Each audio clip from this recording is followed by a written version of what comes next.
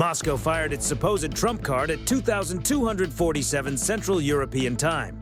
The weapon they launched was the one Russian state television had spent 3 years describing as a system that Western defenses could not counter. By 2025, it was superheated debris falling into the eastern Mediterranean from an altitude of 80,000 feet. The engagement lasted 4 minutes. Not a single NATO sailor was hurt. Not a single carrier changed course. This is what that looked like from the inside. The RQ-4D Phoenix was already orbiting at 52,000 feet above the central Mediterranean when the KH-47M2 Kinjal left its MiG-31K launch platform over the Black Sea. The Phoenix is the NATO variant of the Global Hawk strategic surveillance drone, a $220 million unmanned aircraft capable of remaining aloft for 30-plus hours, its synthetic aperture radar and electro-optical sensor suite generating a continuous high-resolution picture of the airspace below and adjacent to its orbit. It does not need to be pointed at a target to find one. Its sensor coverage is wide and persistent. The Kinjal's launch signature, the brief, intense infrared bloom of a hypersonic missile's ignition phase, was logged by the Phoenix's sensors at 22:47:04. The track data was encrypted, formatted, and transmitted to every combat information center in the NATO Neptune Strike exercise formation within 3.4 seconds of detection. Before the missile had completed its first 30 seconds of flight, the Allied task force had its trajectory, its velocity profile, and a computed intercept geometry already running in the fire control systems of 3 surface combatants spread across 300 square miles of Mediterranean water. Neptune Strike 25-4 was a 10-nation exercise built around a specific and deliberately demanding scenario, integrating the British carrier strike group centered on HMS Prince of Wales and her F-35B air wing with the Italian carrier strike group built around ITS Cavour into a unified multi-domain defensive architecture under combined command. The exercise was not announced quietly. It was announced with the explicit intention that Moscow would register its existence, a demonstration that the alliance's eastern Mediterranean presence was not a static arrangement of individual national naval forces operating in loose coordination, but a genuine integrated warfighting structure. Russia's decision to launch a Kinjal simulation strike into the exercise area was a direct response to that demonstration. The Kremlin's calculus was straightforward and, in retrospect, poorly constructed. The Kinjal is a hypersonic aeroballistic missile. It is released from altitude by its carrier aircraft, follows a ballistic trajectory into the upper atmosphere, then transitions to a maneuvering terminal phase at speeds between Mach 10 and Mach 12. Russian doctrine describes it as fundamentally uninterceptable by existing Western air defense systems, a characterization that has been repeated often enough in official briefings and state media that Russian military planners may have begun to believe their own assessment. The assessment was based on a specific technical premise, that the combination of hypersonic velocity and terminal maneuvering capability would exceed the engagement envelope of NATO's surface-to-air missile systems. That premise was reasonable when evaluated against earlier generations of those systems operating in isolation. It was not reasonable when evaluated against the network that the Neptune Strike Force had assembled. Understanding why requires a brief look at what the Andrea Doria was actually doing at the moment of launch. The ITS Andrea Doria D553 is an Orizzonte-class air defense destroyer, the Italian Navy's dedicated long-range anti-air warfare platform, designed from the keel up around the PAM's principal anti-air missile system and its Aster series interceptor missiles. The ship's Empar multifunction rotating radar is a C-band active phased array system that provides simultaneous fire control quality tracking for multiple engagements.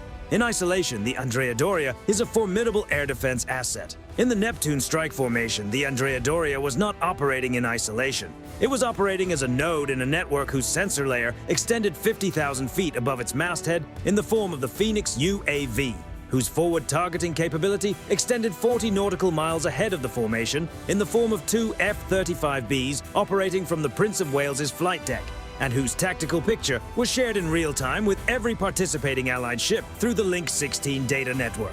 The F-35B's AN/APG-81 active electronically scanned array radar does not require the aircraft to be detected by the threat it is tracking.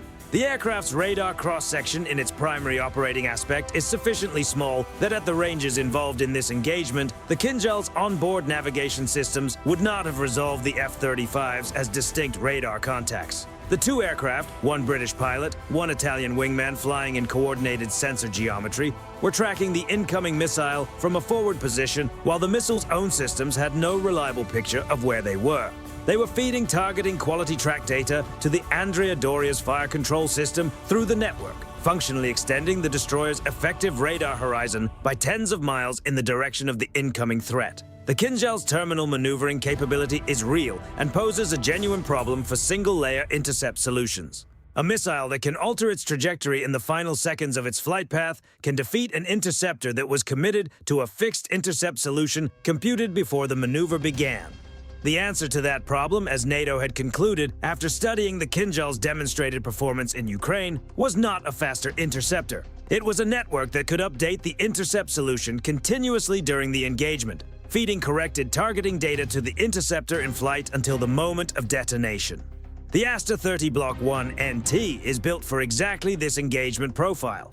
Its data link allows ground or ship-based fire control systems to update its guidance throughout its flight envelope, which means the interceptor's terminal solution is not locked in at launch. It remains fluid, adjusting to the target's actual trajectory as the network resolves it. The missile's active radar seeker activates in the final engagement phase, but the engagement geometry is already optimized by the time the seeker goes live.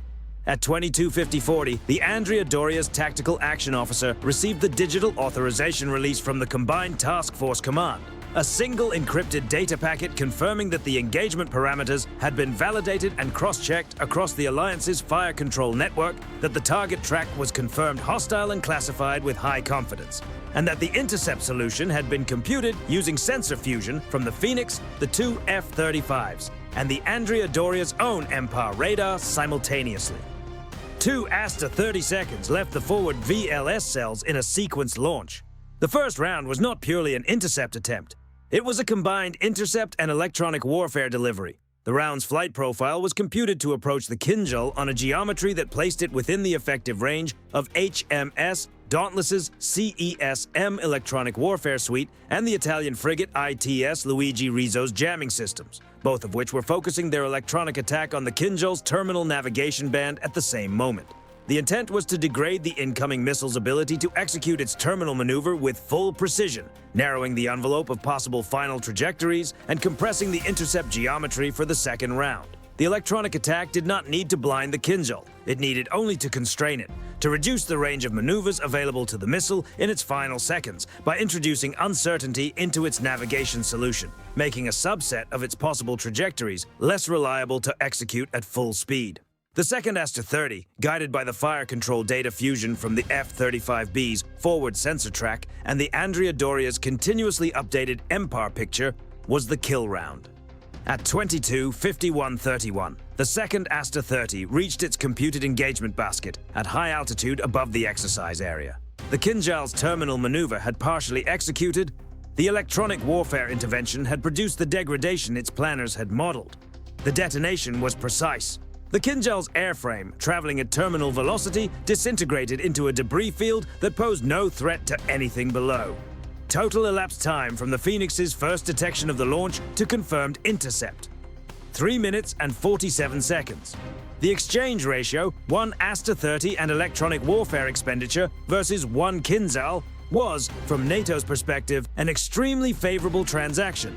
The Andrea Doria's CIC reported target neutralized with the same professional cadence its crew uses to report navigation waypoint passages. The Phoenix noted the high-altitude energy signature of the detonation and logged it in the exercise record. The F-35Bs turned back toward the Prince of Wales's recovery pattern. HMS Dauntless and Luigi Rizzo secured their jamming systems and resumed normal emissions monitoring.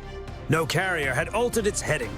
No crew had been placed in danger. The strategic accounting of this engagement runs in both directions, and it is worth taking the Russian side of the ledger seriously rather than dismissing it. The Kinzhal is not an overhyped weapon in the sense that it has no real capability. It is a weapon that performs as its designers intended against the categories of defense architecture it was designed to defeat: static, single-layer, radar-dependent systems that must commit their intercept solution before the terminal maneuver phase. Against that class of defense, at the ranges and altitudes where its aerodynamic performance is maximized, it is a genuinely difficult intercept problem. What it was not designed to defeat was a multi-layer sensor network whose intercept solution remains continuously updated throughout the engagement from forward-positioned stealth nodes that the missile's navigation systems could not track. That specific architecture, F-35 forward sensor fusion, feeding real-time targeting corrections to ASTA-30 data link guidance through a distributed network, was not the architecture Moscow's planners had evaluated when they developed the doctrinal claim that the Kinzhal was uninterceptable. The intercept on that night did not prove that the Kinzhal is ineffective as a weapon system. It proved that the environment the Kinzhal was designed to operate in, a fragmented, nationally siloed alliance defense architecture, no longer exists in the Mediterranean theater. The network that destroyed it was built specifically to deny the operational conditions the Kinzhal's effectiveness depends on. That is a more significant conclusion than the intercept itself. Any missile can be defeated under sufficiently favorable conditions. What this engagement demonstrated was that the conditions favorable to Kinzhal employment can be systematically removed by the kind of integrated multi-domain architecture that Neptune Strike has been building toward. Moscow's response to that conclusion, whether it continues to invest in Kinzhal variants and derivative systems, or whether it pivots towards saturation approaches designed to exhaust the ASTA inventory faster than it can be replenished, will define the next evolution of this specific competition. The Mediterranean remains NATO-governed water. The carriers held their courses. The exercise concluded on schedule. And in whatever analysis room in the Russian Northern Fleet Command is responsible for evaluating the engagement data that the Phoenix recorded, and that every participating Allied ship transmitted back to their national intelligence services, the debrief would have been an uncomfortable conversation. They tested their best asymmetric tool against an integrated defense architecture and received in 4 minutes and 47 seconds a precise technical assessment of how that tool performs against a networked multi-domain response. The data is now NATO's. The lesson belongs to both sides, but the implication runs in one direction. Here is the open question this engagement puts on the table. The ASTA-30 inventory across NATO's Mediterranean surface combatants is finite, and the cost per round is substantial. Russia's counter to a demonstrated intercept success is typically a saturation doctrine. Launch enough rounds simultaneously that even a perfectly functioning network defense runs out of interceptors before it runs out of targets. How many Kinzhal-class missiles, launched simultaneously from multiple MiG-31K platforms across dispersed vectors, would be required to exhaust the ASTA inventory of a Neptune Strike equivalent formation before the first salvo is fully resolved? And if that number is achievable with Russia's current force structure, what does NATO's answer to that saturation scenario look like? Leave your assessment below.